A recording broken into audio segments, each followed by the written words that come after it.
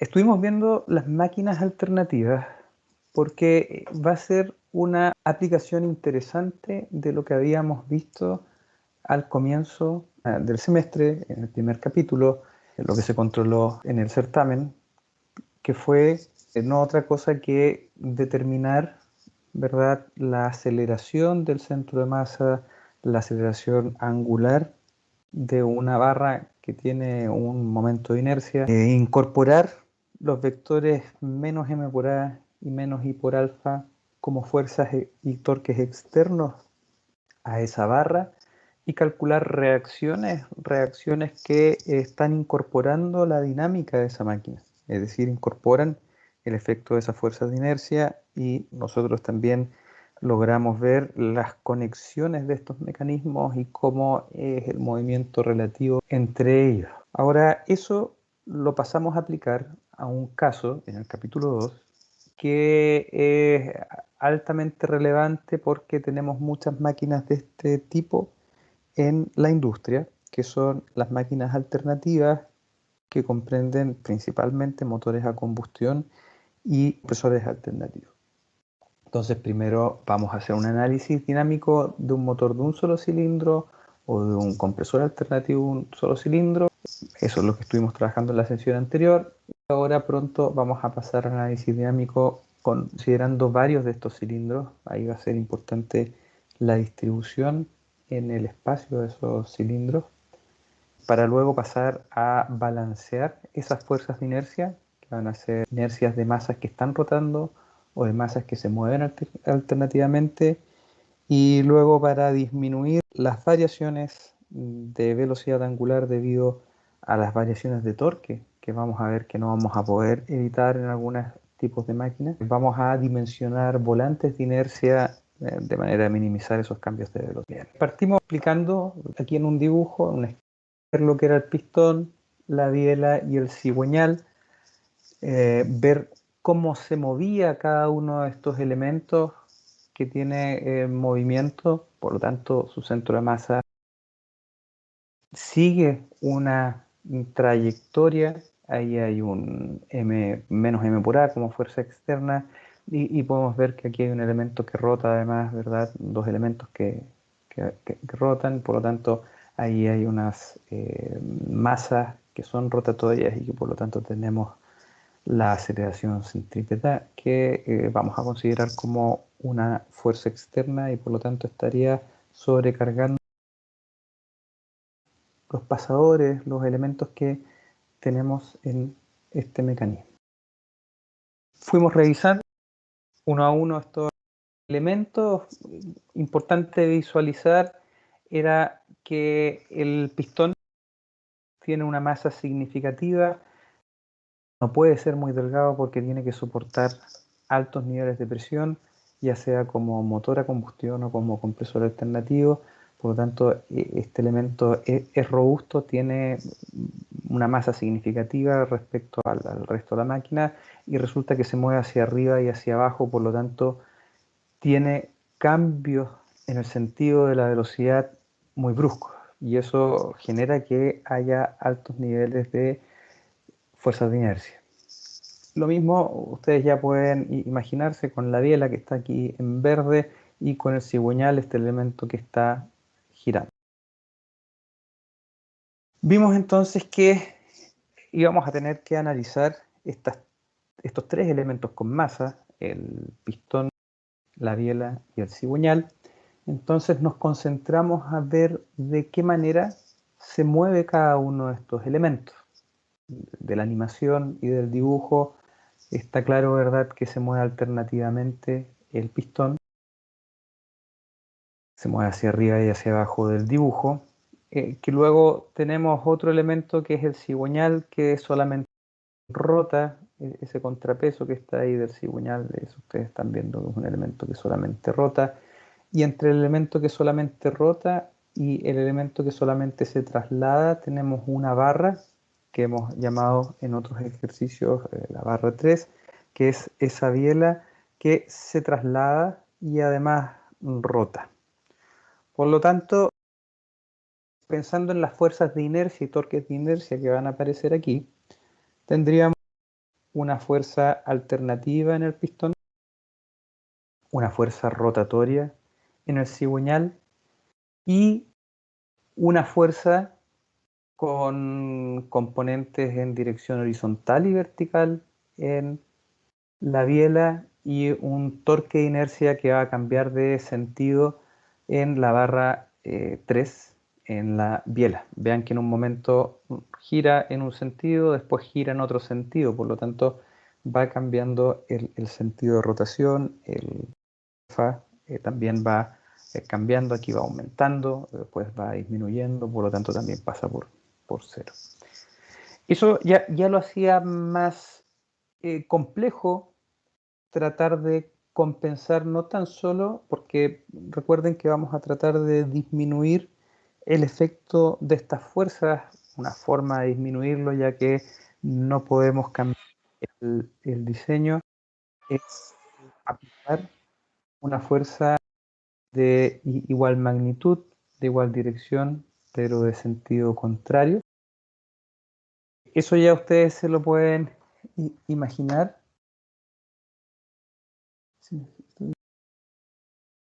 Esto ustedes ya se lo pueden imaginar. No sé por qué quedó parado esto. ¿Sí?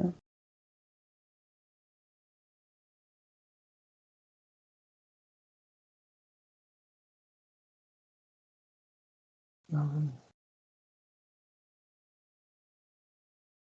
Bueno, estaba tratando de silenciar el audio de alguien que se conectó recién y que se escucha ruido de fondo.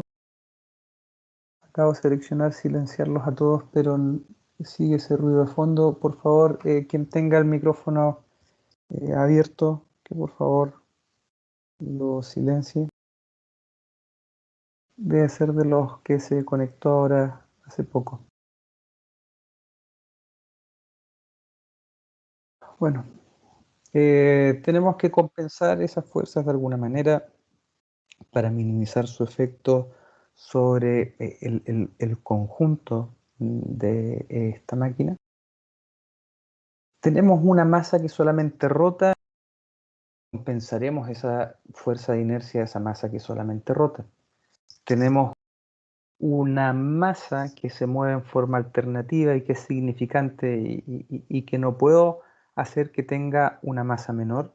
Tampoco puedo hacer que no se mueva en forma alternativa porque el principio de funcionamiento de esta máquina es que ese pistón efectivo disminuya o aumente el volumen contenido dentro de ese cilindro y por lo tanto no vamos a poder evitar ese movimiento alternativo.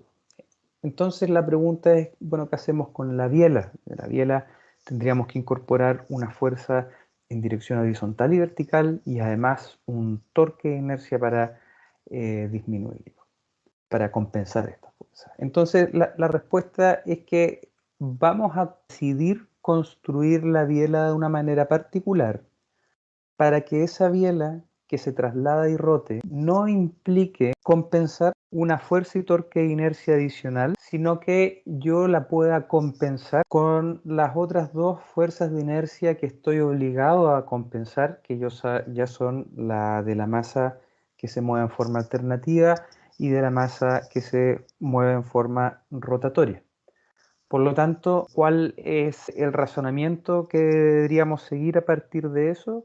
Es que la biela tenga un diseño que me permita contar con un sistema equivalente a la biela, que en vez de tener la masa en el centro de masa concentrada en un punto con un momento de inercia, yo tengo un sistema que tenga dos masas puntuales, una en la posición de la biela, que es el pasador biela cigüeñal, y otra masa en otro punto también en particular, que es el pasador biela pistón. De esa manera yo voy a tener dos masas que se mueven junto con la biela, pero que si yo veo la trayectoria de cada una de esas masas concentradas, tengo que una solamente rota y otra solamente se traslada de la misma manera que el pistón.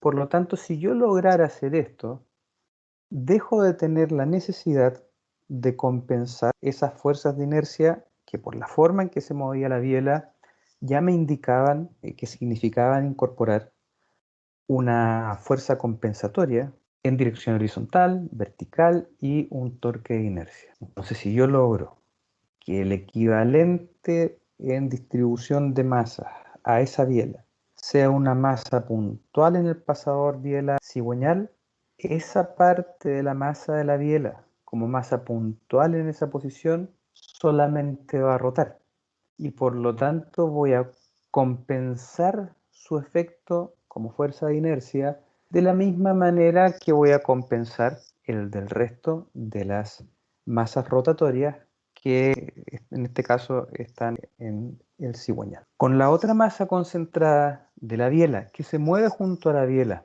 pero que por el punto en el cual yo tengo concentrada esa masa resulta ser una masa que tiene una trayectoria que está solamente contenida en una línea y que corresponde a la línea de movimiento del pistón, me va a permitir incorporar una fuerza de inercia adicional a la de la masa del pistón y que se va a comportar de la misma manera porque esa masa puntual se va a estar moviendo igual que el pistón en forma alternativa. Entonces, si nosotros logramos esto, no tenemos que compensar más fuerzas de inercia que las rotatorias y alternativas, que son dos fuerzas de inercia que en este tipo de máquinas no vamos a poder dejar de considerar. Por lo tanto, si ya estamos obligados a considerarlas, que la biela les agregue simplemente una porción de la masa es una buena solución para lograr compensarlas en el conjunto. Entonces, para determinarlas y tener un sistema equivalente, necesitábamos que se cumplieran tres condiciones. Que hubiese igual masa total, es decir, que la masa A más la masa B sea igual a la masa M de la biela. Que exista igual centro de masa, ubicado en la posición del centro de masa, que está indicada ahí a una distancia LA y LB respectivamente desde los centros de los pasadores biela cigüeñal y biela pistón, y que además tuviese igual momento de inercia. Y interesante fue que cuando ustedes lo estuvieron desarrollando, se dieron cuenta que podían con las dos primeras ecuaciones encontrar MA y MB. Sin embargo, era interesante ver qué implicancia tenía la tercera ecuación, que también se debía cumplir para poder tener un sistema equivalente. Y eso era, acá están las tres ecuaciones, que necesariamente para que un sistema equivalente pudiera tener dos masas concentradas en esos puntos, es necesario que la multiplicación de LA por LB sea igual al momento de inercia partido por la masa, o que la masa multiplicado por LA multiplicado por LB sea igual al momento de inercia de la biela. Por lo tanto, el diseño de la biela debe ser tal que el momento de inercia dividido por la masa sea igual a la multiplicación de esas dos distancias LA y LB. También conversamos sobre qué significaba que esto no se cumpliera. Y si no se cumplía esta condición, significaba que no había un sistema equivalente en el que yo pudiera ubicar esas masas concentradas en esas dos posiciones, sino que iban a quedar esas masas concentradas en otra posición. Por ejemplo, aquí, acá, una centrada en alguno de los pasadores, pero la otra no. Y eso significaba que iba a haber parte de la masa equivalente de la biela que se iba a estar trasladando y rotando a la vez, y por lo tanto me iba a generar un problema desde el punto de vista de las fuerzas de inercia que voy a tener que considerar. Entonces, importante esta condición. No es que la puedan obtener con cualquier barra, por ejemplo, una barra de un mecanismo y ustedes puedan decir, bueno, voy a separar las masas de esta barra y las voy a concentrar en estos pasadores. No lo puedo hacer, sino que es cuando se cumple una condición en particular de relación entre el momento de inercia y la masa, es que el sistema equivalente tiene masas concentradas en esas dos posiciones que me interesa analizar. Luego de ver cómo distribuir las masas de la biela como dos masas concentradas. Una estaba rotando y la otra se estaba trasladando. Así que partimos viendo, bueno, cómo se traslada. ¿Y por qué necesitamos ver cómo se traslada? Porque necesitamos encontrar la magnitud de esa fuerza de inercia. Esa fuerza de inercia es menos m por a. La masa la conocemos, va a ser la masa del pistón más parte de la masa de la biela que yo he concentrado en el pasador biela-pistón. Esa es la masa total que se está nativamente. Yo necesito encontrar menos m por a, por lo tanto debo encontrar una función que me indique la posición de ese pistón en el tiempo, y al derivarlo dos veces respecto al tiempo encontraré la aceleración, lo multiplico por menos m y tengo la fuerza de inercia. Por lo tanto, partimos viendo la geometría en que se formaba un triángulo, definimos un ángulo θ que me iba a indicar cómo va rotando el cigüeñal. Ese ángulo θ en caso de velocidad angular constante es igual a omega multiplicado por t, siendo omega la velocidad angular en radianes por segundo y t el tiempo en segundos. Y el valor que estábamos buscando para poder encontrar la aceleración de ese punto era ese valor, x, el desplazamiento del pistón, que podíamos ver que era uno de los lados del triángulo, siendo los otros dos lados de longitud conocida, R y L, porque uno, L, es la longitud de la biela, eso no cambia en el tiempo, y el radio del cigüeñal tampoco cambia. Y lo que sí va cambiando a medida que va cambiando el ángulo θ en el tiempo es esa distancia x. La posición del pistón x en función de R, L y θ. Entonces lo hicieron. Esto es un triángulo rectángulo. Elevamos al cuadrado los catetos. Eso era igual a la hipotenusa al cuadrado. Luego encontramos el valor de x y encontramos el resultado de la ecuación cuadrática. Les pedí que tuvieran cuidado con el uso de cuáles son las raíces. La solución restando esa raíz de aquí es esta solución con el pistón aquí abajo, pero nosotros estamos calculando para el pistón que está arriba del dibujo, ¿verdad? Y que iba a ser una condición muy similar a tener este ángulo θ en θ más 180 grados, que es con el pistón aquí. Pero sin olvidar que para este pistón que estamos dibujando aquí, la única solución válida para esa cuadrática es ese más que está aquí. Y otra cosa importante es que ese x es medido positivo en esa dirección, en ese sentido. La dirección vertical del dibujo, sentido hacia arriba del dibujo.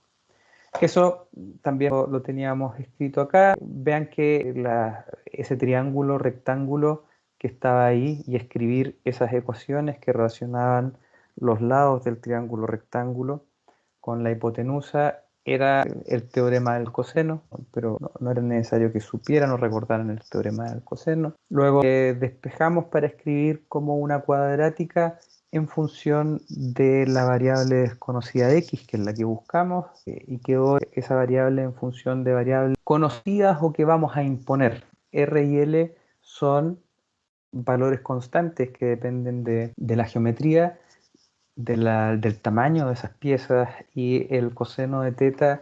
Recuerden que θ es el ángulo que va variando en el tiempo, esto está rotando, y por ese motivo es que también nosotros lo imponemos y podemos dejar x en función de esa variable. Lo escribimos, nos quedó el coseno cuadrado de θ menos 1, eso lo escribimos como el seno cuadrado de θ. Luego lo reescribimos dejando ahí el L afuera de la raíz. Y esta parte, lo anterior lo podrían haber determinado con geometría elemental. Esto de aquí hicimos una simplificación que fue considerar los primeros términos de la serie de Taylor, que obviamente no esperábamos que lo recordaran o que fuera intuitivo aplicarlo. Ahora, eso nos permitía encontrar una aproximación de la raíz de 1 menos r cuadrado partido por l cuadrado seno cuadrado de θ. ¿Por qué queríamos encontrar una aproximación de esto? Porque estando dentro de la raíz esta función en θ, que es variable, que es dependiente del tiempo, derivar y respecto al tiempo y me van a quedar términos no fáciles de interpretar desde el punto de vista de saber cada cuánto tiempo van cambiando, por ejemplo. Por lo tanto, decidimos hacer esta aproximación. No consideramos términos de orden superior en la serie de Taylor y con eso nos permitió reemplazar lo que teníamos dentro de la raíz por esto que está aquí. Luego factorizarlo, el seno cuadrado de teta lo escribimos como el 1 menos coseno de 2 teta partido por 2 y nos llevó a algo bien interesante y es que este queda L cuadrado y este L, por eso queda R cuadrado partido por L. Interesante de esto es que aquí hay una constante, esa distancia que hay desde el eje que fijamos de referencia, el eje de rotación del cigüeñal. Esa distancia es igual a una constante más R coseno de teta, que es algo que cambia una vez por vuelta. Recuerden que estamos en coseno de 0, es 1 y vuelve a ser 1 después de recorrer 360 grados. Ahora, y sonaba razonable porque nosotros tenemos que el cigüeñal gira a 100 vueltas por minuto, 100 revoluciones por minuto, por ejemplo, y nos esperamos que el pistón se mueva hacia arriba y hacia abajo, ¿verdad? Bueno, esperamos intuitivamente que sea 100 revoluciones por minuto también. Entonces, pero lo que no era evidente, a mi juicio, era que además cambiaba 2 veces por revolución, es decir, hay una parte de este valor de distancia que cambia 2 veces por vuelta. ¿Y por qué 2 veces por vuelta? Porque el coseno de 2 teta, cuando repite su valor, recuerden el coseno de 0 es 0, el coseno de, perdón, es 1, después el coseno de 180 por 2 es el coseno de 360 y eso es 1, tomar el mismo valor, y luego de una vuelta, que es el coseno de 360 por 2, que es 720 grados, es igual nuevamente a 1. Por lo tanto, luego de una vuelta se repitió 2 veces el mismo valor. Y eso es interesante porque uno podría haber tomado una masa en un cordel, hacer girar el cordel a cierta velocidad con estas masas en el extremo y uno va a sentir una fuerza una vez por vuelta, pero en este caso, por la conexión que tenemos con las masas alternativas, tenemos como efecto una fuerza que cambia 2 veces por vuelta.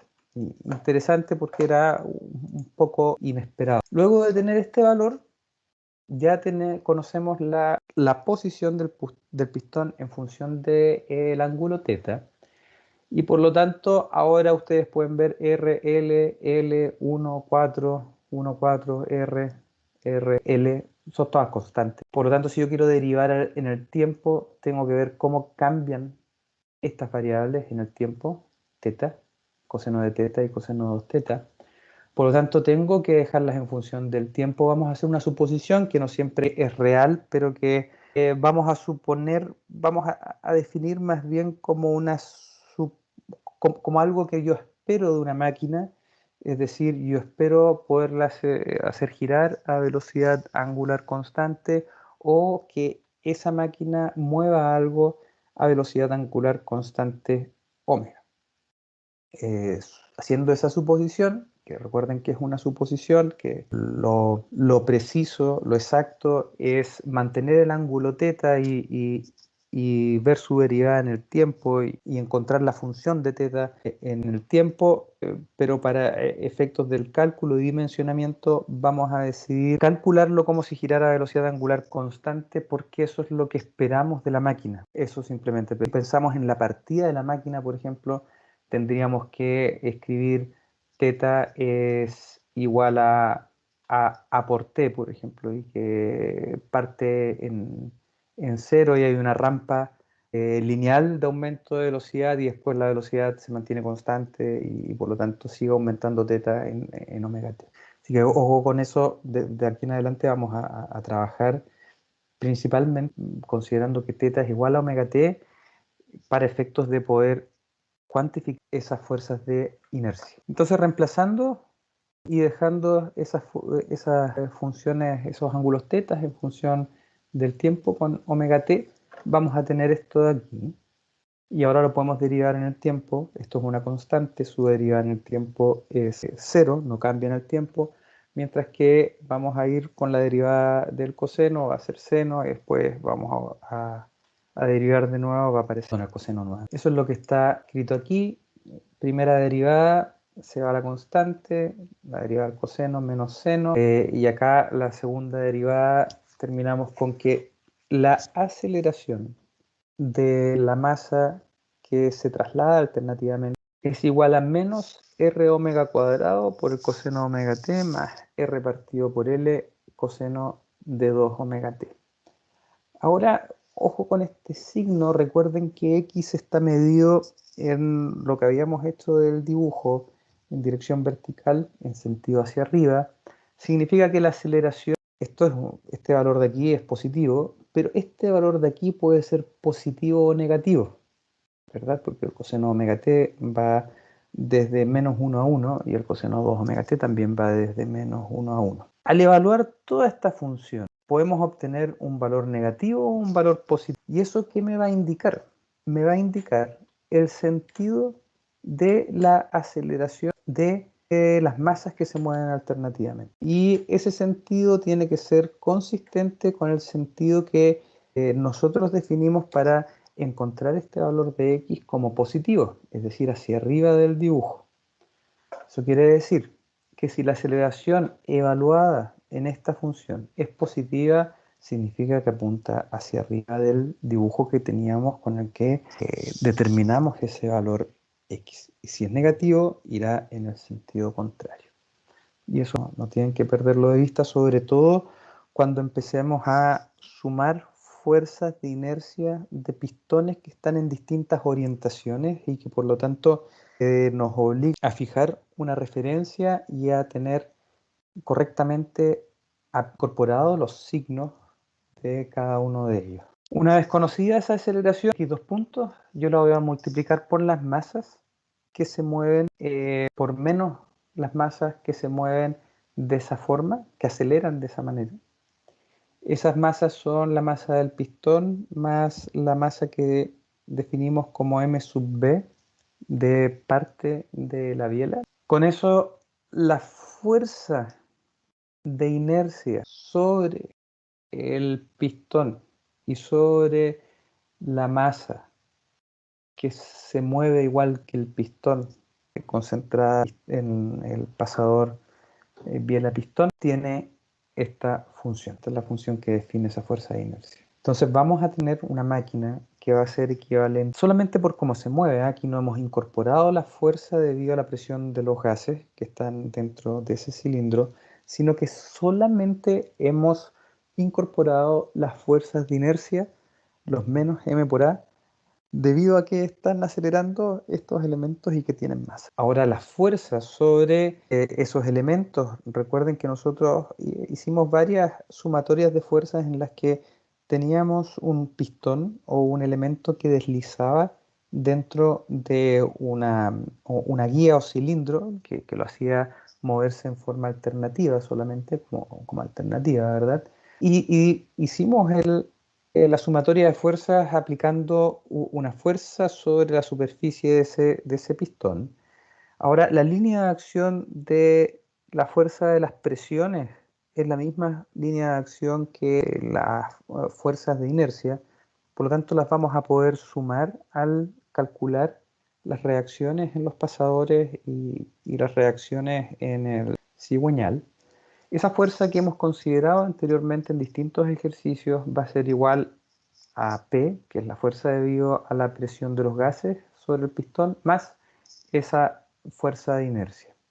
Y esa presión P va a ser conocida de un diagrama que nos indique la presión en el tiempo o la presión en función del volumen contenido dentro del pistón o la presión en función de la posición X del pistón. Ahora, nosotros cuando incorporamos una fuerza a un pistón como este, en el que lo teníamos apoyado sobre el sistema inercial, que restringía el movimiento de manera que se moviera solamente alternativamente y sacaba este soporte con el que sosteníamos al sistema inercial, esa bisagra, la barra 2, que permitía que la barra 2 estuviera rotando. Nosotros veíamos que aquí había una fuerza de reacción, otra fuerza de reacción. No sabíamos todavía, hasta analizar los diagramas de cuerpo libre, cuáles eran esas direcciones, y tenía que haber un torque. Y aquí es más evidente el por qué. Vean que esa fuerza nos generó siempre aquí una fuerza normal. Vean que esa fuerza sobre el pistón apunta a este pasador, el que correspondía al centro O1,2. Por lo tanto, nos genera torque respecto a este punto, por ejemplo. Sin embargo, esta fuerza sí genera un torque. Por lo tanto, si yo quiero mantener el equilibrio, considerando esa fuerza de inercia, tendré que aplicar un torque, porque si no, esto no va a estar en equilibrio. ¿Qué es lo interesante de esto? Nosotros estamos viendo que para moverse a velocidad angular constante omega, y en ese caso θ es igual a omega t, implica que va a haber una fuerza de inercia alternativa que es distinta de cero. Por lo tanto, aquí tenemos una fuerza inevitable debido a que esto se está moviendo a velocidad angular constante. Pero eso va a generar una normal, y esa normal va a generar un torque. Ustedes pueden ver la geometría y pueden recordar que esa fuerza cambia de magnitud a medida que yo voy rotando el cigüeñal. Pero además la distancia, el brazo para esa fuerza, también va cambiando.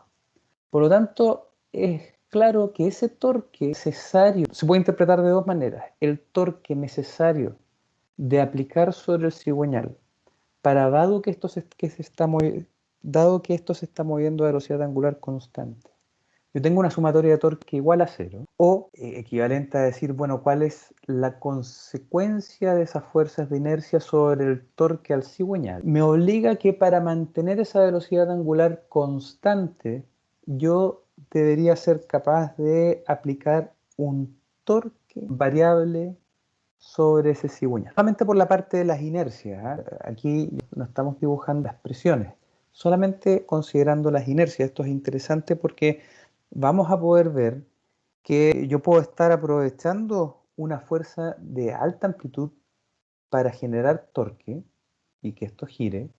Sin embargo, por las masas que se están moviendo, yo además de ese torque voy a tener un torque de inercia que recuerden que esta función toma un valor, los cosenos de omega t y de 2 omega t toman valores menos 1, 1, menos 1, 1, ¿verdad? Por lo tanto, puede que en un momento yo tenga un torque negativo y otro un torque positivo. ¿Qué significa esto? Que esa fuerza de inercia, miren lo interesante que es, en algún momento me está aportando a mantener girando este cigüeñal y en otro momento está deteniendo ese cigüeñal. El efecto global es cero, porque recuerden que una función coseno, la integral, ¿verdad? Después de un giro tenemos un área positiva, un área negativa, por lo tanto es cero. O sea, la velocidad media angular debería seguir siendo la misma, pero van a haber variaciones de velocidad. Y eso es lo interesante. ¿Cómo calcular ese torque de inercia? Bueno, ustedes recuerdan, hacían un triángulo, ¿verdad? Hacíamos un triángulo con esta dirección de la barra 3. ¿Lo podemos seguir haciendo? Sí. ¿Por qué? Porque ahora concentramos las fuerzas, las masas en estos puntos. Por lo tanto, podemos considerar que esta barra no tiene masa y lo que hicimos fue agregarle masa a la barra 4, agregarle masa a la barra 2. Por lo tanto, si no tiene masa ni momento de inercia, lo que podemos hacer es ver que está sometida a la acción de dos fuerzas, tienen que ser colineales y por lo tanto aquí vamos a tener una sumatoria de fuerzas en un triángulo en el que vamos a tener este ángulo de aquí, phi, y que al multiplicar la fuerza F por la tangente de phi, vamos a tener esa fuerza normal.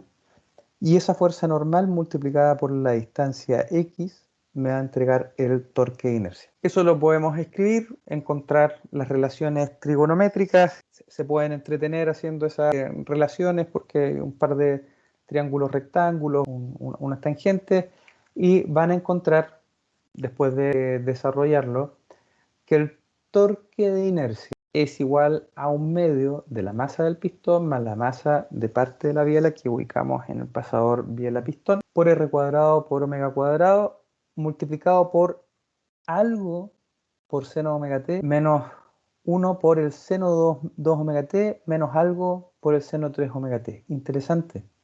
Ese torque de inercia, a pesar de que consideramos que la fuerza de inercia cambia una vez por vuelta, 2 veces por vuelta con el coseno de 2 omega t o omega t, ahora vemos que cambia una vez por vuelta, 2 veces por vuelta y 3 veces por vuelta. También algo que a mi juicio no era evidente, pero que es muy interesante porque creo que no era evidente que primero la fuerza de inercia iba a tener una parte de ella que cambiara 2 veces por vuelta. Y también interesante porque a mi juicio tampoco era evidente o era intuitivo que hubiese algo que cambiara 2 o 3 veces por vuelta en el torque de inercia. Recuerden que nosotros despreciamos los términos de orden superior de las series de Taylor para tener una aproximación a una función de la distancia x de manera que fuera fácil de derivar en el tiempo. Cuando eliminamos esos términos de orden superior, fuimos eliminando 2 veces la velocidad de rotación, 4 veces la velocidad de rotación, 6 veces la velocidad de rotación y por lo tanto acá hubiésemos tenido algo en el torque de inercia a 1, 2, 3, 4, 5, 6, 7, 8 veces la velocidad de rotación. Obviamente con amplitudes mucho menores y tal vez insignificantes frente a las más relevantes que están aquí consideradas, pero que eran a varias veces por vuelta, 5, 6, 7, cosa que creo yo que no era para nada evidente. Una reflexión sobre ese torque al cigüeñal debido a la inercia es que es un torque, vean ustedes, que es variable en el tiempo, valor medio igual a 0, porque esto es una constante multiplicado por una variable que cambia en el tiempo pero cuyo valor medio es 0. El valor medio del seno de 2 omega t de 3 omega t es 0, ¿verdad? Por lo tanto, el valor medio de ese torque de inercia es 0, pero en algunos momentos tiene un valor positivo y en otros momentos tiene un valor negativo.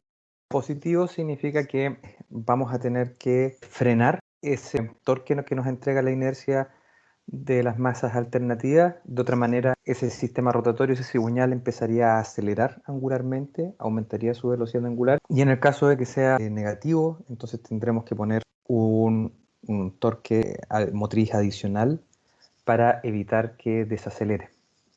Ahora, si no ponemos absolutamente nada, va a acelerar lo mismo que va a desacelerar, va a acelerar lo mismo que va a desacelerar y así sucesivamente.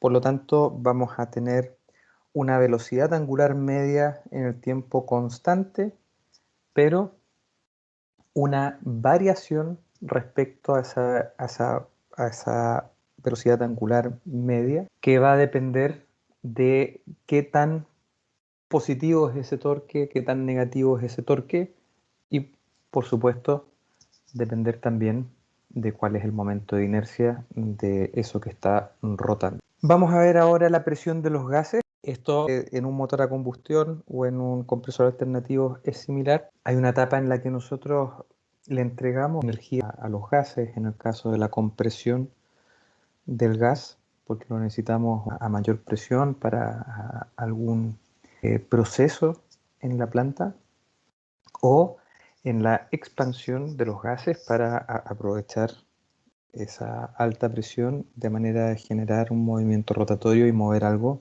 la hélice de un barco, por ejemplo, o los motores eléctricos que mueven los camiones de gran tonelaje de la gran minería del cobre. Entonces, para nosotros encontrar la fuerza de los gases sobre el pistón, tenemos que conocer cuál es la presión dentro de ese cilindro que está limitado por un lado por la superficie del pistón y tendremos que multiplicar esa presión por el área proyectada del pistón para encontrar cuál va a ser la fuerza sobre el pistón que vamos a tener que agregar para encontrar ya sea el torque al eje o el torque necesario para comprimir. Para eso tenemos que tener claro estos ciclos. Hay dos alternativas de cómo hacerlo.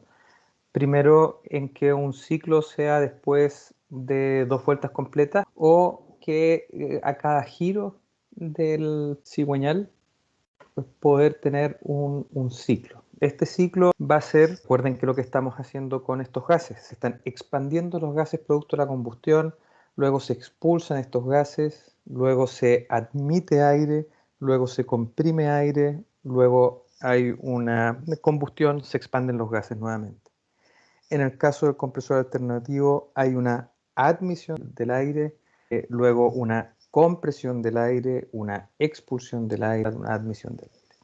Entonces vamos a ver esos dos ciclos en estos motores de 4 tiempos o de 2 tiempos. La diferencia fundamental es que en el de 4 tiempos necesitamos un arreglo de válvulas que nos permita que dentro del cilindro se trabaje de distinta forma dependiendo de cuáles son las válvulas que están abiertas o cerradas, a diferencia del de 2 tiempos en el que no depende de unas válvulas que estén abiertas o cerradas. Veamos aquí.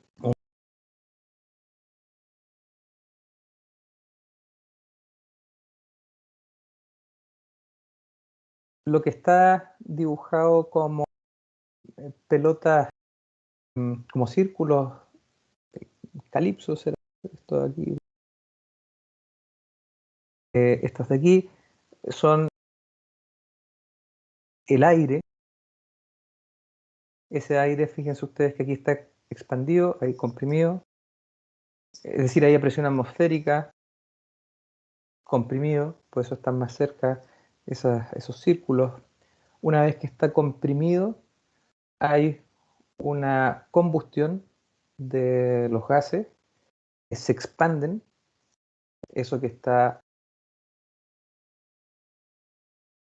todo naranjo es porque están muy comprimidas todas esas partículas producto de la combustión, y luego a medida que el pistón va bajando se van descomprimiendo, se van expandiendo. Vean ustedes que después ahí yo diferencio esas partículas, esos círculos naranjos, y aprovecho esa expansión, y los gases producto de la combustión son esos que están en gris, que después yo los expulso, y obviamente tengo que expulsarlos porque no puedo hacer una nueva combustión con los gases producto de la combustión, sino que necesito aire con oxígeno para poder hacer la siguiente combustión. Vean ustedes que por aquí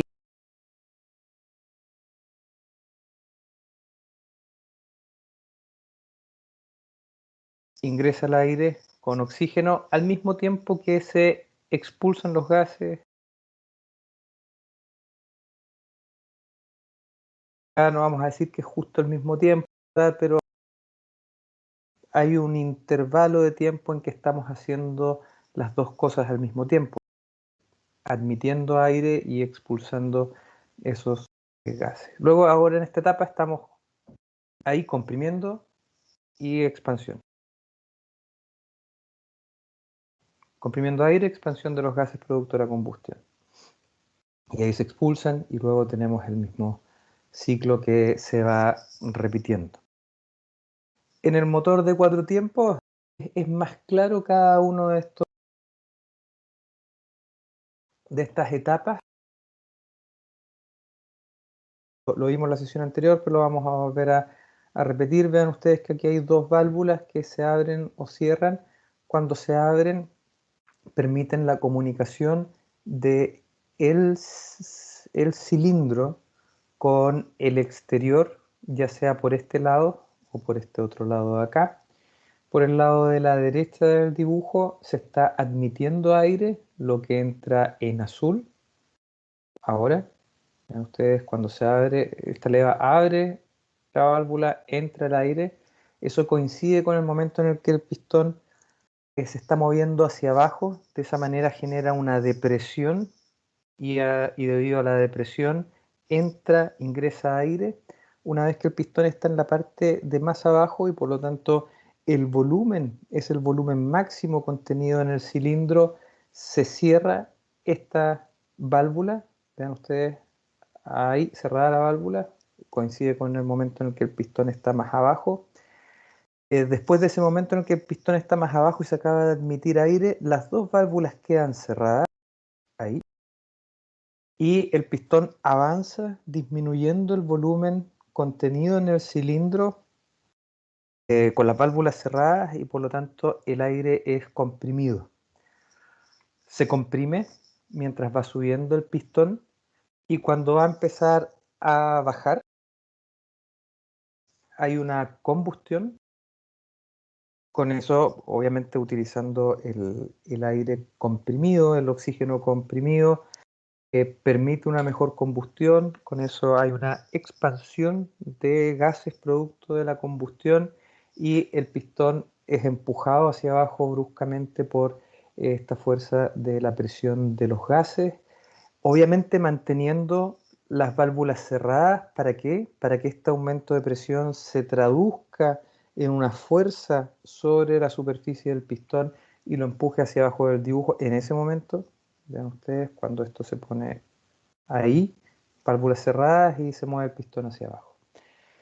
Y finalmente, después de haber llegado hasta abajo y en que ya no puedo aprovechar más la expansión de esos gases, porque ahora voy a empezar a subir, va a empezar a disminuir el volumen, por lo tanto lo que estaría haciendo yo es comprimir gases producto de la combustión, le estaría entregando trabajo a esos gases en vez de obtener trabajo al eje a partir de la combustión de esos gases y por lo tanto en este momento se abre la válvula de expulsión de gases ahí y sube el pistón ahí, de manera que se expulsen los gases producto de la combustión. Si nosotros vemos estos dibujados en una gráfica en la que vemos dos giros del eje, recuerden por qué dos giros, porque tenemos un ciclo después de dos giros. Vean ustedes, vamos a empezar con la admisión de aire ahí, uno, dos giros y ahora admisión de aire de nuevo, por lo tanto tenemos 720 grados de giro del cigüeñal para que se repita el ciclo. Partimos con la admisión de aire durante, ahora, admisión de aire durante medio giro, que es cuando baja, después el medio giro siguiente, que es cuando sube, ahora, cuando sube, tenemos la compresión de los gases y luego tenemos en el siguiente medio giro, que es el movimiento hacia abajo del pistón, la expansión de los gases, un aumento de presión significativo debido a la combustión de los gases, y a medida que va aumentando el volumen, ¿verdad? Se va expandiendo el gas, se va disminuyendo la presión de ese gas, y luego en el último tramo, en el que sube ahora el pistón, ahora expulso los gases. Y aquí se expulsan los gases. Vean ustedes que en la admisión de gases y en la expulsión de gases la presión es prácticamente la presión atmosférica. Recuerden, la succión del aire en ese momento se va a dar con una diferencia de presiones muy baja. Esto es como cuando ustedes respiran o cuando con una jeringa mueven el émbolo y logran que ingrese aire. No es algo que cueste porque bajo la presión atmosférica vamos a tener un ingreso significativo de aire y en forma rápida. En la expulsión lo mismo, y por eso vemos que ahí con la presión es prácticamente la presión atmosférica. Lo que nos lleva a ver es que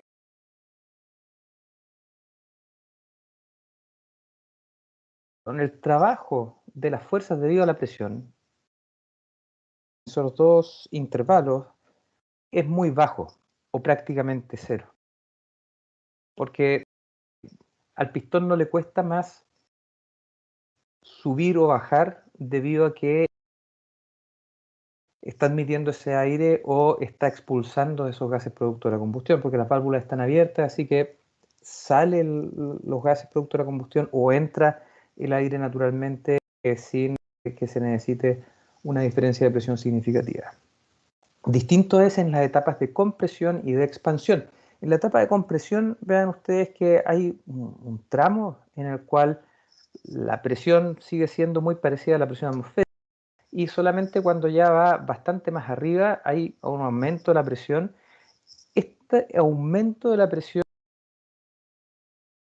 le cuesta al motor. O sea, si yo estoy aprovechando el trabajo, la expansión de los gases, en ese momento en el que estoy comprimiendo, estoy perdiendo trabajo porque está entregando el cigüeñal un torque debido a que necesita comprimir. Y eso se lo va a dar otro pistón que esté en otro lugar, en este mismo eje, o lo va a estar dando la misma inercia a la rotación de este elemento que, a pesar de que existe un torque que lo trata de detener debido a que estamos comprimiendo el aire, va a haber una inercia que va a permitir que esto siga girando. Y bueno, después en la expansión de los gases, ahí aprovechamos el torque al eje y que es bastante más significativo y por eso un motor a combustión logra mover algo. Bien, lo de los... claro, este es el punto en que está más arriba, después cuando va hacia arriba, hacia abajo y hacia arriba, esos son los 4 tiempos de los que hablamos y son un giro aquí y un giro acá. Son 2 giros los 720 grados. Aquí están los dos casos esquematizados y tenemos un diagrama que vamos a poder encontrar en distintos motores o compresores alternativos. Antes se llamaba diagrama del indicador, ahora en realidad hay un sensor de presión y ustedes esto lo van a poder sacar conectándose al sistema de control del equipo o obteniendo la señal y registrándola con un osciloscopio.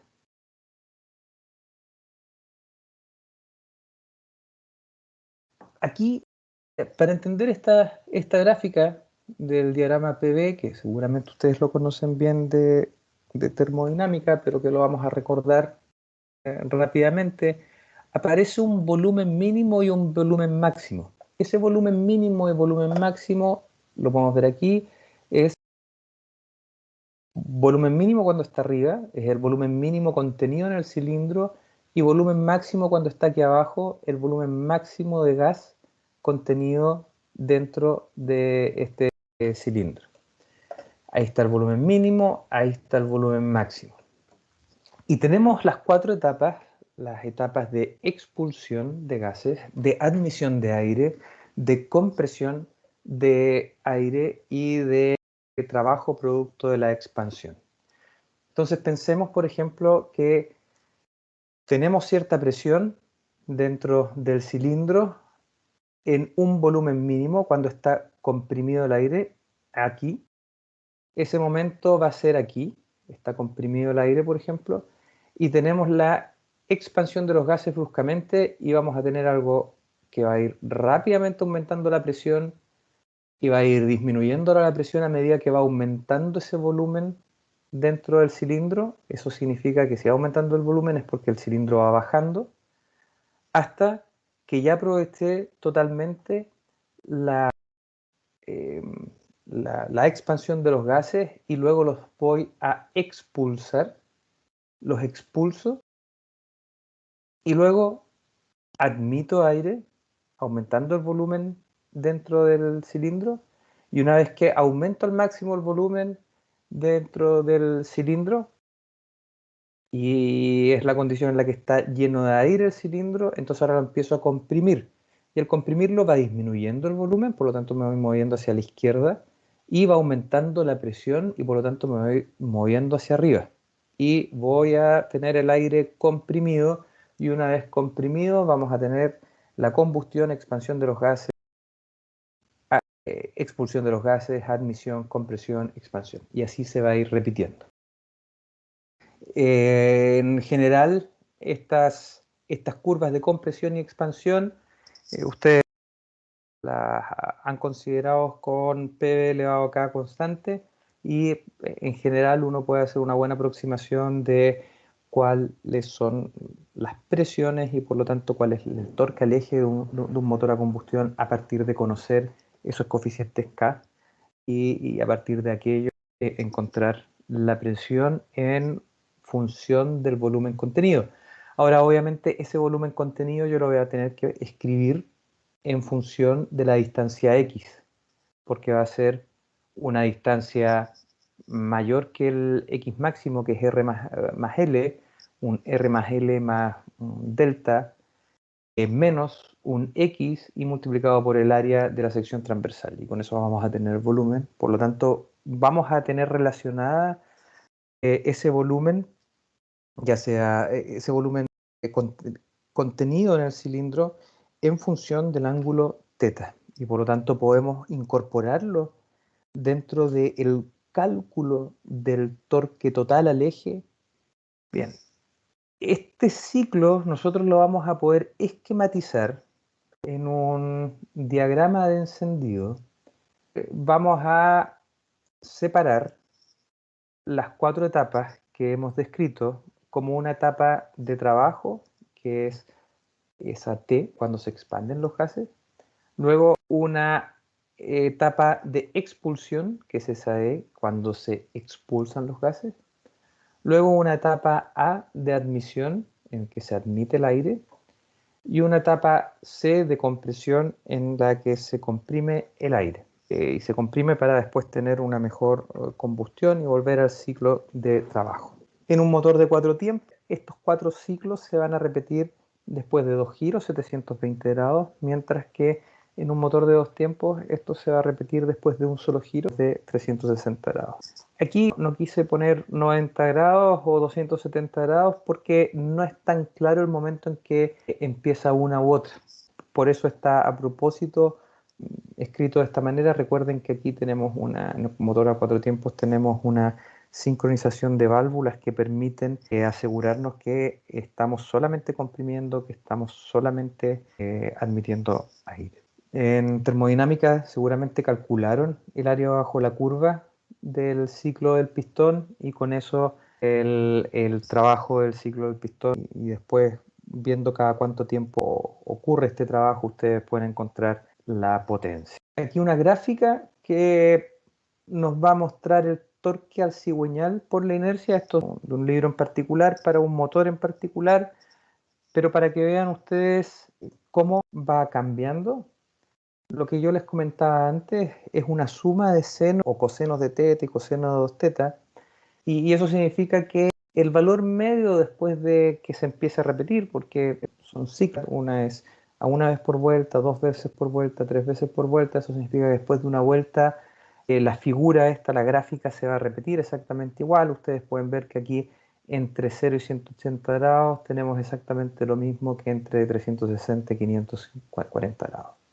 Entonces se repite la forma del torque de inercia después de un giro del eje y tiene unos valores que son referenciales, pero que ahora vamos a comparar con el torque debido a la expansión de los gases. El torque al cigüeñal, mientras tanto, tiene un valor alto debido a la expansión de los gases durante esa primera trayectoria del pistón desde el punto muerto superior hasta el punto muerto inferior. Luego, en la expulsión y admisión de los gases, el torque al eje es prácticamente cero. Y luego en la etapa de compresión, vamos a tener una etapa en que el torque es negativo porque es un torque que va a estar tratando de detener el eje en vez de la función que cumple nuestro motor, que es generar torque al eje para que esto gire. Aquí estamos en un motor de 2 tiempos, en un motor de 4 tiempos. Y ahora viene la parte interesante de mostrarles estas figuras, y es que aquí tenemos ese motor para 800 revoluciones por minuto, en que vemos aquí el torque medio, es decir, que el área que tenemos aquí es igual al área que tenemos aquí abajo, acá, hasta acá, hasta acá, hasta acá, hasta acá, hasta acá, hasta acá.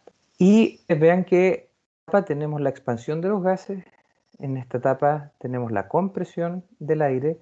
Por lo tanto, esto que aparece aquí, estas ondulaciones, son debido a los torques de inercia, que en algún momento tratan de detener el cigüeñal, en otro momento lo tratan de acelerar, en otro de detenerlo, en otro de acelerarlo. Eso a 800 revoluciones por minuto. Ahora subimos las revoluciones por minuto a 3400 revoluciones por minuto. Vean que ahora aquí efectivamente está contenida el torque al eje debido a la expansión de los gases, pero vean ustedes hasta dónde llega el torque de inercia. Valores significativos del orden del torque que se logra producir al eje a partir de la expansión de los gases producto de la combustión. Y interesante porque yo creo que cuando escribimos esos torques de inercia y nos imaginamos un motor a combustión, yo creo que todos debemos haber tenido la sensación de, bueno, estos torques de inercia es solamente por la masa, la inercia que tiene el pistón, pero la expansión de los gases es mucho más significativa. O sea, esto no me va a generar ningún problema en la rotación o esa sensación podríamos haber tenido. 6.000 RPM. 6.000 RPM y simplemente ya no somos capaces de, en la gráfica, identificar el torque al eje debido a la expansión de los gases. El torque medio sigue siendo el mismo. Sin embargo, la variación es muy significativa y se debe a ese torque de inercia. En resumen, tenemos unas fuerzas y torques de inercia. Una fuerza de inercia que mueve, estaría tratando de mover la bancada o el bloque del motor, porque esto es una fuerza externa, no es una fuerza interna que el equivalente a esa fuerza de inercia. Recuerden que sumatoria de fuerza igual a m por a. Cuando lo pasamos a sumatoria de fuerza menos m por a es igual a 0, ese menos m por a actúa como una fuerza externa. No es una fuerza interna, una reacción interna donde vamos a tener una acción y reacción sobre otro elemento y se van a cancelar cuando hacemos el diagrama de cuerpo libre, sino que van a estar incorporadas sobre esas masas que se mueven alternativamente, inevitablemente, y también como un torque al eje.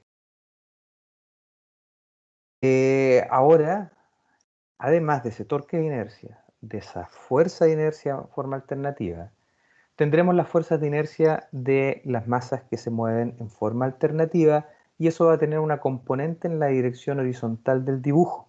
Por lo tanto, vamos a tener un impacto de estas fuerzas de inercia en la dirección vertical, en la dirección horizontal y en el torque al eje.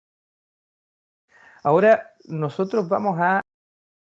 Los motores o los compresores no son de un solo pistón, por lo tanto, nosotros ahora vamos a ver cuáles son las configuraciones típicas que tenemos de motores o compresores de varios pistones y vamos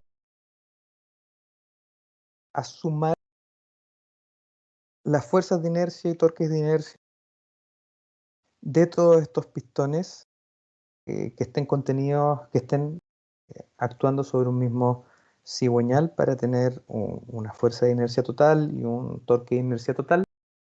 Porque nos vamos a encontrar con algo interesante y es que dependiendo de cómo dispongamos de estos pistones en el cigüeñal distribuidos en el espacio, vamos a lograr que existan más o menos de estas fuerzas de inercia. Motores de varios cilindros hay en varias configuraciones, en línea, en V, de cilindros opuestos, en estrella. Hay unos que son más comunes que otros, unos que ya no se fabrican, pero todos buscan solucionar algo de las fuerzas de inercia. Por ejemplo, si ustedes ven motores de avión antiguos, ustedes pueden ver estos motores a estrella en que están todos contenidos en un mismo plano. ¿Y eso por qué? Porque si yo los contengo a lo largo del eje en varios planos, voy a tener un torque equivalente a tratar de flectar el eje. Si nos imaginamos el eje a lo largo. Eso le quitaría mucha estabilidad a un avión, por ejemplo. Por lo tanto, un motor estrella como esto lo vamos a encontrar en aviones de hélice antiguos.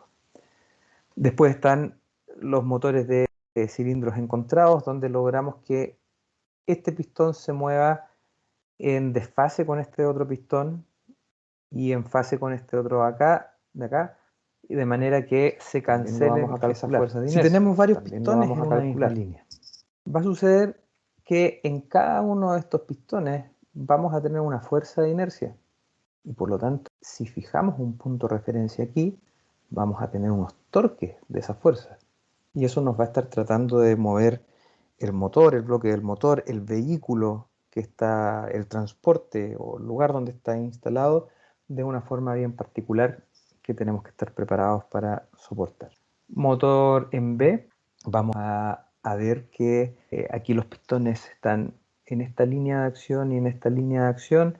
Esto permite tener torques más homogéneos debido al momento en que combustionan los gases, por ejemplo. Ahí están un motor en B en 90 grados, están estos dos pistones, un pistón se mueve en esta línea, otro en esta línea, y los dos están conectados a través de una biela al mismo cigüeñal. Motores de cilindros opuestos, esto lo encuentran en los motores Boxer, principalmente en los vehículos Subaru, en los que tienen pistones de esta manera. Si ustedes se fijan en esta animación, si ustedes miran este pistón, se mueve exactamente igual, pero en sentido contrario a este de acá. Lo mismo ocurre si comparan este pistón de aquí con este pistón de acá. Y a su vez lo mismo ocurre al comparar este pistón de aquí con este pistón de acá. Lo que permite es que la sumatoria de esas fuerzas de inercia, al sumar la fuerza de inercia de este pistón con la de este pistón, la fuerza de inercia sea igual a cero. Pero vean ustedes que actúan en distintas líneas, por lo tanto hay un torque de inercia. Entonces hay configuraciones que nos va a permitir eliminar la fuerza de inercia, pero no una cupla de inercia, ni tampoco el torque de inercia. Bueno, hay unas configuraciones que permiten que el torque de inercia sea cero y que se ocupa en algunas motos de carrera, por ejemplo. El motor estrella que les había comentado, todos los cilindros es en un mismo plano, motores con cilindro en estrella y además en varios planos. Sobre todo aviones de combate antiguos tenían distintos tipos de configuraciones, dado que esas fuerzas de inercia son tan altas y había que evitar que influyeran eso en la estabilidad del avión. Por ejemplo, esta configuración en la que hay dos cigüeñales conectados a través de una serie de engranajes con un único eje de salida, de manera que los gases se compriman entre la cabeza de un pistón y la cabeza de otro pistón. Y de esa manera lograr que se muevan en el mismo plano, en la misma línea de acción, con la misma fuerza de inercia en dirección, pero en sentido contrario, y así evitar sumando cero esas fuerzas de inercia, generando una cupla de inercia igual a cero, a diferencia del motor Boxer que acabamos de ver, en que solamente logramos que las fuerzas de inercia sean cero, pero que la cupla de inercia no sea cero necesariamente. Como han visto, todo esto va conectado a un cigüeñal. El cigüeñal tiene una configuración bien particular que permite que esos radios que nosotros hemos dibujado, que están donde está contenido el pasador biela, tengan una posición relativa distinta entre uno y otro pistón. Entonces, para que vean ustedes que para que un pistón vaya hacia adelante, vaya hacia el sentido hacia la derecha del dibujo, cuando este de acá va hacia la izquierda, necesitamos que ese radio del cigüeñal tenga un desfase con este otro radio del cigüeñal. Y hay un desfase entre ese y este que ven ahí. A ver si por acá se ve también. Aquí también lo podemos ver. Vean ustedes que este es el eje del cigüeñal, el eje de rotación, y podemos ver que ese radio de la barra 2 que hemos dibujado para el pistón de un cilindro estaría entre este punto de aquí, en el eje de rotación del cigüeñal y el centro del pasador biela-cigüeñal. Y acá tendríamos esa distancia en sentido contrario para este otro pistón, que es igual que el pistón de acá. De los extremos, distinto a los del interior, la configuración más cómoda de pistones de 4 cilindros en línea. Motor más grande del mundo. ¿Y cómo son las configuraciones de sus pistones? Probablemente no tienen todavía un feeling sobre cuánto es alta potencia o cuál es baja potencia, pero sí pueden tener una sensación de lo que es grande y que lo que es pequeño a partir de una foto donde hay una persona. La potencia es de 6 megawatts por pistón. Es un motor de hasta 80 megawatts. Es el motor de un barco. El diámetro de los pistones es de 96 centímetros, casi un metro. Y el largo de la carrera, que es la distancia que recorre el pistón en línea recta, es de 2,5 metros, 2.500 milímetros. El fabricante es Wärtsilä y Sulzer y impulsa un buque como este, que es grande. Ahí no se nota que es tan grande, pero aquí sí se nota. Ven ustedes aquí el cigüeñal y esta es una persona. Aquí va el pasador biela-cigüeñal y aquí va otro de esos pasadores. Aquí está el eje del cigüeñal. Vean ustedes ahí el radio que va hacia este lado. Pasador biela-cigüeñal. Después acá el radio va al otro lado. Vean ustedes que está 120 grados al parecer. Aquí otros 120 grados, este otro de acá. Y ahí pueden ver los radios distintos. Ahí están armando ese motor y ahí está armado dentro del buque. Aquí hay una persona como para que tengan una referencia del tamaño. Entonces ahora lo que vamos a hacer es determinar esas fuerzas y cuplas de inercia. Entonces ya habíamos considerado uno de estos cilindros, habíamos determinado las fuerzas de inercia y los torques de inercia debido a que este cilindro estaba conectado a la biela, al cigüeñal, y esto se mantenía girando a velocidad angular constante. Bien. Entonces, el diseño debe tratar de que estas fuerzas de inercia sean lo menor posible. Tenemos la opción de poder aplicar exactamente la misma fuerza de inercia, pero en sentido contrario, en la misma dirección, y ahí suman cero. Esa es la condición ideal que no siempre se va a dar, pero lo que seguro tenemos que evitar es que todas se sumen en algún instante de tiempo y poder tener una muy alta fuerza de inercia y en otro instante de tiempo tener una fuerza cero. Entonces, recuerden que esto lo que nos está permitiendo es dimensionar los elementos de máquinas que tenemos aquí, nos está permitiendo limitar las variaciones de velocidad angular del cigüeñal para cuidar una máquina que es conducida o para cuidar un motor eléctrico que está moviendo un compresor alternativo, y ese es nuestro objetivo al momento de definir la configuración de estos pistones. Aquí está. Entonces, ¿por qué se genera primero este torque? Nosotros dibujamos estas fuerzas de inercia en la dirección de movimiento de los pistones. Dibujamos esta fuerza en la dirección horizontal del dibujo, que era para esquematizar que además había una componente horizontal debido a las masas rotatorias, y dibujamos este torque para esquematizar el torque de inercia que estamos aplicando al eje. Entonces ahora nosotros vamos a ver que si nosotros fijamos un eje de referencia, cada una de estas fuerzas de inercia nos va a generar un torque porque aquí hay un brazo. Por lo tanto, si ese brazo nosotros lo multiplicamos por esta fuerza, este brazo lo multiplicamos por esta fuerza, este brazo por esta otra de acá y este de aquí, y sumamos esas fuerzas, vamos a tener un torque de esas fuerzas de inercia que van a estar tratando de, si se imaginan este eje y este es el punto de referencia, que estarían tratando de tomar este punto de aquí y moverlo hacia abajo, hacia arriba, hacia abajo y hacia arriba, y flectándolo de esa manera. Y esa es lo que yo voy a tratar de eliminar o disminuir. Bien. Entonces, ahora cuando tenemos varios pistones distribuidos en un cigüeñal, vamos a tener, además de esas fuerzas de inercia, unas cuplas.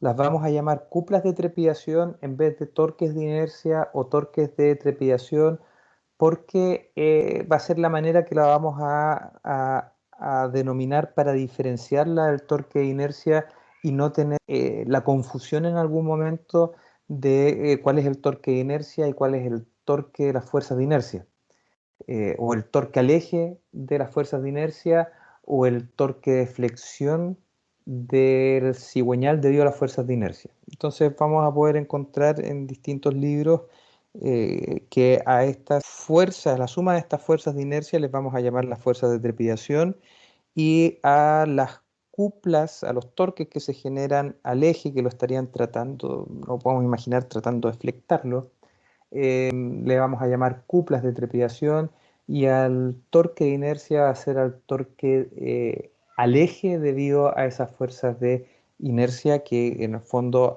ayudan o detienen la rotación del cigüeñal. Entonces vamos a escribir esas ecuaciones.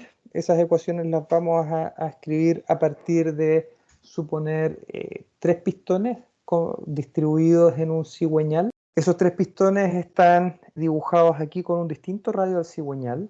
Cada uno de ellos tiene 120 grados entre sí. Vamos a escribir las fuerzas de inercia de los pistones 1, 2 y 3. Vean que el pistón 1 está más cerca de la pantalla, en la vista frontal, en esta otra vista lateral. El pistón 1 más cercano a la pantalla, el pistón 2 en una posición intermedia y el pistón 3 más alejado de la pantalla, es decir, ese pistón 3 está más atrás. Entonces, ahora podemos ver estos ángulos. Podemos definir un ángulo que vamos a llamar phi, que va a ser la diferencia de ángulo entre un radio del cigüeñal de referencia y un pistón distinto a esa referencia, y vamos a definir a partir de una línea de referencia unas distancias A1 para el pistón 1, A2 para el pistón 2, A3 para el pistón 3, AJ para un pistón J, por ejemplo, y eso nos va a permitir encontrar tanto las fuerzas de trepidación como las cuplas de trepidación. Entonces, vamos a partir con las fuerzas de trepidación. Las fuerzas de trepidación son estas fuerzas de inercia que nosotros calculamos, en que encontrábamos que esa fuerza era igual a la masa que se mueve alternativamente, que es la masa del pistón, y parte de la masa de la biela que está contenida en el pasador biela-pistón, multiplicado por el radio del cigüeñal, multiplicado por la velocidad angular al cuadrado, y todo eso multiplicado por el coseno de teta más r partido por L coseno de 2 teta. Eso es válido para cada uno de estos pistones. Sin embargo, el ángulo teta para cada uno de estos pistones en el instante de tiempo que está dibujado aquí, por ejemplo, es distinto. Porque si yo fijo una referencia aquí en la dirección vertical y veo cuál es el valor del ángulo teta 1, puedo ver que el valor del ángulo teta 1 es distinto al valor del ángulo teta 2 y es distinto al valor del ángulo teta 3. Vean ustedes que en este caso está dibujado a propósito que el ángulo teta 2 esté después, es decir, pasando el ángulo del radio correspondiente al pistón número 3, porque ese orden 1, 2 y 3 lo estamos dando a partir de el desarrollo en la longitud del cigüeñal y no angularmente en los brazos del cigüeñal al pasador biela cigüeñal.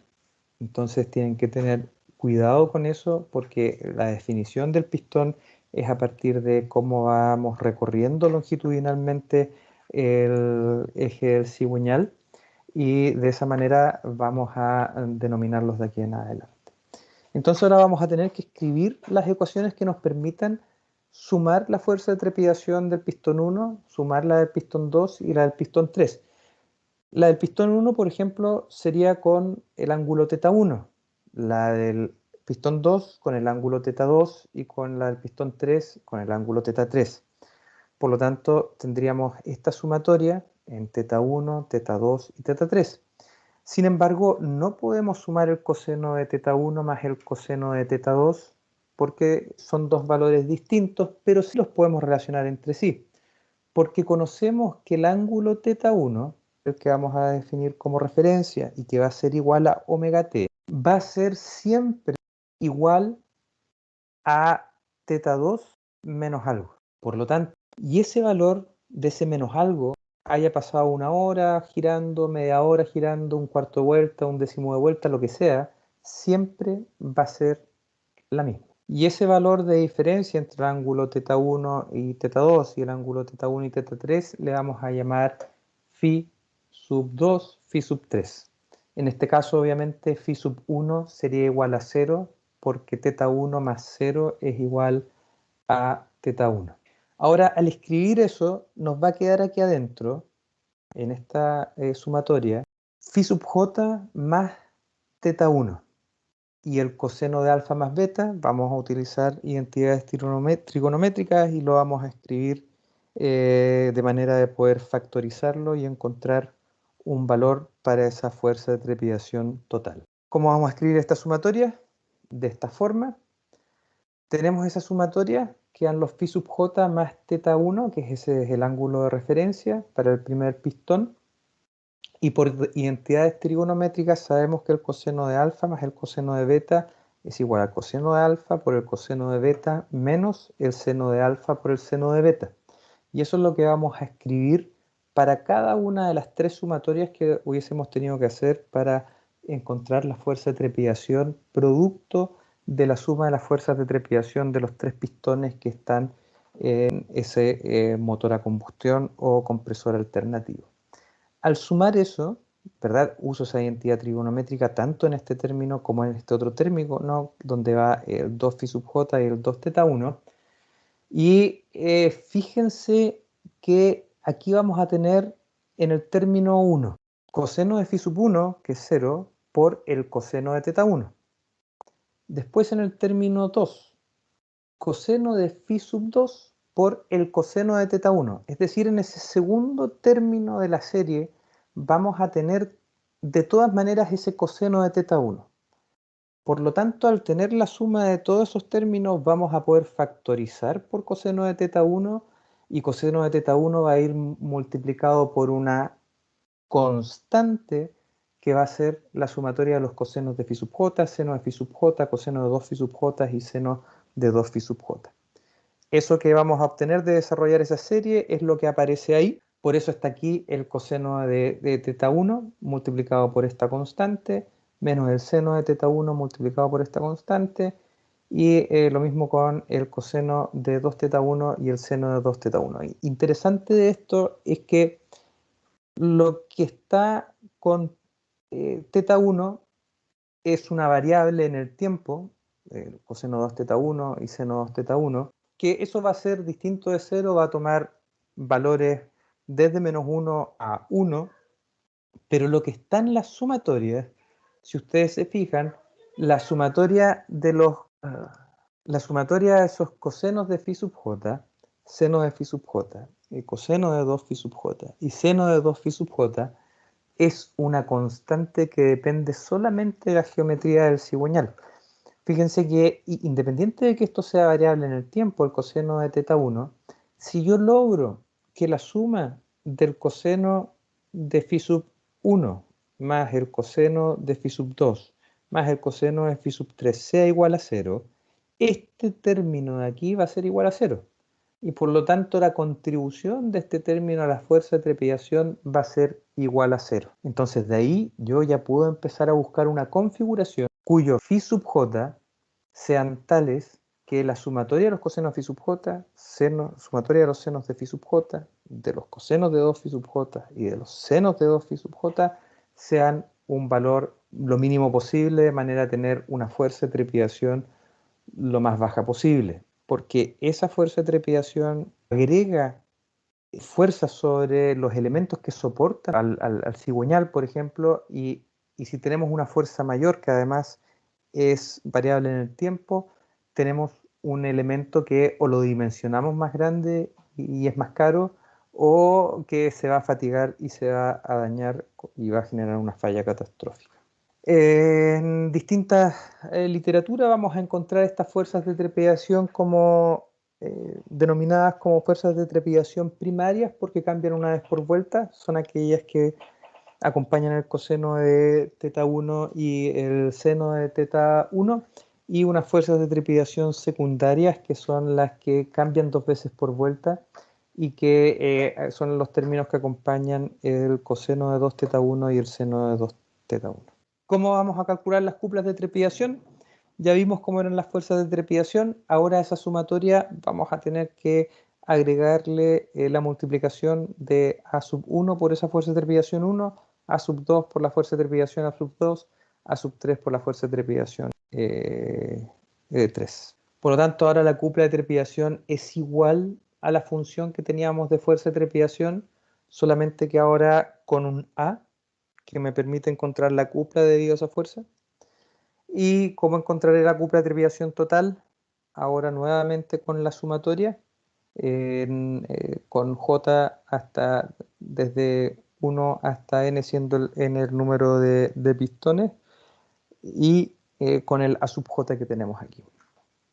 Nuevamente utilizamos las identidades trigonométricas, terminamos teniendo lo mismo, solamente que en esa sumatoria va a estar acompañado el coseno de phi sub j con la distancia A sub j. Lo mismo que para la fuerza de trepidación, le vamos a llamar fuerza de trepidación primaria y secundaria, dependiendo si cambian una vez por vuelta o 2 veces por vuelta, y aquí les presento la ecuación con la que la calcularían. En resumen, para minimizar tanto las fuerzas y cuplas de trepidación, yo necesito hacer que estas sumatorias sean iguales a 0. ¿Y por qué es interesante hacerlo? Porque si son un valor muy alto, yo estoy sobrecargando el cigüeñal, estoy sobrecargando las uniones, estos pasadores, ¿verdad? Y eso me va a hacer la vida más difícil, el diseño dimensionado con tamaños mayores. Este caso, el caso de 4 pistones en línea, ustedes pueden ver ahí cómo está configurado el cigüeñal.